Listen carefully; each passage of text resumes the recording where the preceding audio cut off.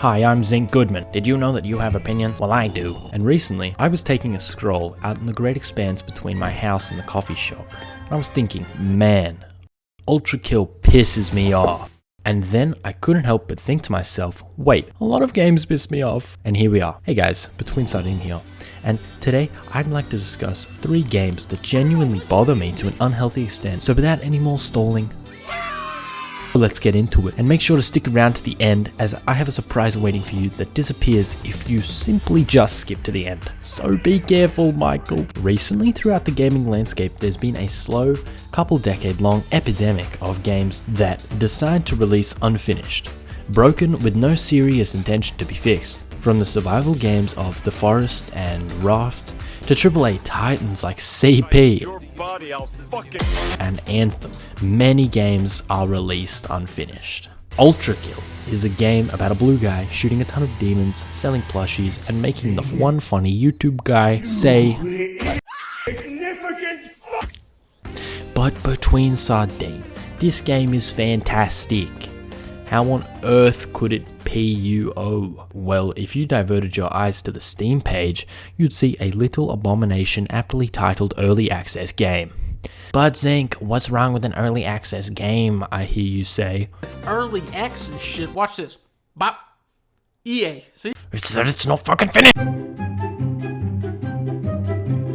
Pay full price for a game, so I expect a full game. It's quite a simple concept. How would you like it if your favorite YouTuber released a video 1/7 finished and released the next part every few months or so? Yeah, exactly, I wouldn't be happy either. And that's the problem that I have with Ultrakill. I bought this game so long ago, and it genuinely pains me that I have to relearn all the mechanics and play through bits of the game just to get to the new part every time.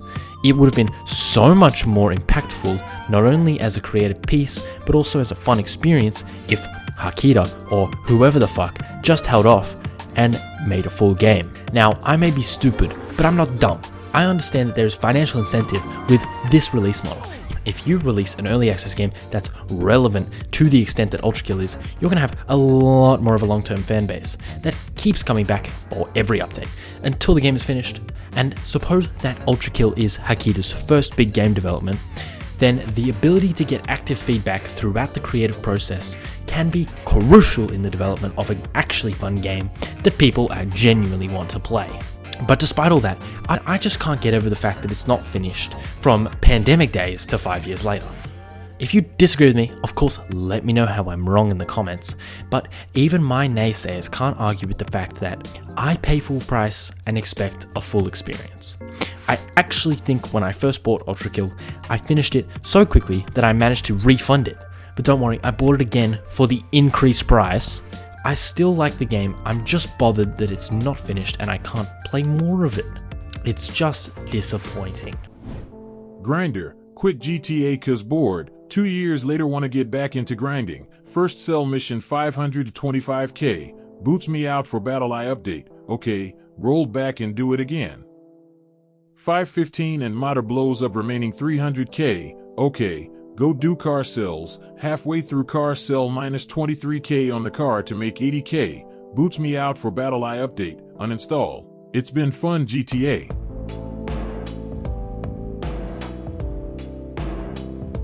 This is my review. It genuinely pisses me off when a game gets ruined by cheaters. And you know what? This is an entirely preventable issue, although I'm not advocating for it. Valorant solved cheating day one with its stupid kernel level access PC chicanery. And I think if a game so massive to the extent of GTA 5 can't implement an anti-cheat that fucking works, then they should suck my balls. Throughout the GTA 5 community, you can feel the rage that the community has towards the modder issue in GTA Online. Not only do GTA players have to deal with the fuck-ass loading times, which if you're unfamiliar with, is about 2 to 10 minutes just to load into the free mode. But then once we finally do load in, we have to deal with someone trapping you in a cage in your apartment with no fast travel options or ways to escape without another loading screen. Furthermore, the impact of grinding and having cool things, which is what you're mostly going to be doing other than fucking around, is reduced because you can just pay some 4chan goon maxing chudcel to give you infinite money. And what has Rockstar done to remedy all these issues? This is similar to TF2, where a lack of response to cheaters has utterly ruined an otherwise great game.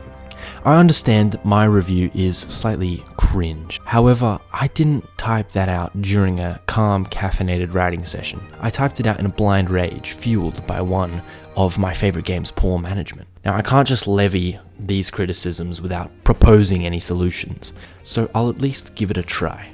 To me, there are only two real options that Rockstar has to fix the cheating situation now, as late as it may be. Option 1, the nuclear one. This option has a fair few downsides and would likely work as a net negative in everyone's favor. However, it would guarantee a fix to the cheating problem. This would involve getting Genshin Impact level, Valorant level, kernel level access to everyone's PCs and really trading the idea of privacy for security. I wouldn't recommend this, as there would likely be a massive backlash and people would find a way around it. The second option is what I would recommend, but it does cost a lot of money. What was this lady thinking? And that would be to actually work on it. This would entail Rockstar genuinely dedicating resources and effort into scrubbing cheaters, which, hey, I'm not saying they haven't been doing, but you can't deny that there are still so many frickin' cheaters in the game. All in all, please remember that these criticisms from me are not from a place of malice or hate. I just really want to see my favorite games live up to the crazy potential that they have. Also, as always, if I'm wrong about anything, please let me know in the comments so that I may fix it. Furthermore, if you could subscribe, that'd make my day. Anyways, Brawlhalla. Brawlhalla is a 2D platformer that liberates elements from Smash Bros and innovates on them and ends up finding a unique, amazing competitive identity that you can't get anywhere else. And that shows in my playtime. Brawlhalla is by far my most played game, and I started all the way back in 2016 on my shitty MacBook. Cut some 9 years later, I boot up Brawlhalla and find that there's a new limited time FOMO event that ends really soon, but you can buy the cosmetics now. And that's just after the $45 skin that just got released, alongside a new gimmick cosmetic that costs an extra arm after the leg you just had to sell. What? Watch Dogs came out in May 27th, 2014, with promises of next level graphics, immersive, fantastic new systems with unique NPCs, with unique schedulings and personalities.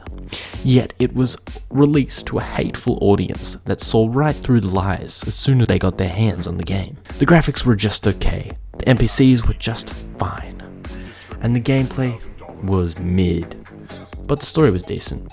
And the company behind this game, Ubisoft, didn't give up. They tried something new with Watch Dogs 2, a relic of the past in the video game industry. They had an all-new direction, tried to make the marketing more honest, but the reception was just lukewarm this time. A slightly above average game, a C+. Not a bad step in my eyes, but still something that a $100 million company could have done better at. However, 4 years later, at the height of lockdown, Watch Dogs Legion, the big one, the chance at something better, was released. So full of microtransactions. Battle Pass and all. Ubisoft, the company behind all this lukewarm business, acquired the game studio behind Brawlhalla in 2018, which turned this lovely free-to-play platform fighter from this to this. I rest my case. This video took quite a while. This is because I'm a sped and must study for school. Further, if you'd like to help me get out of the trenches and be a full-time unfunny YouTuber, then please leave a like and drop a sub. I have a Discord server where I mainly talk to myself. If you'd like updates or want to talk about my videos to just take any discussions further, then I am right there. Goodbye.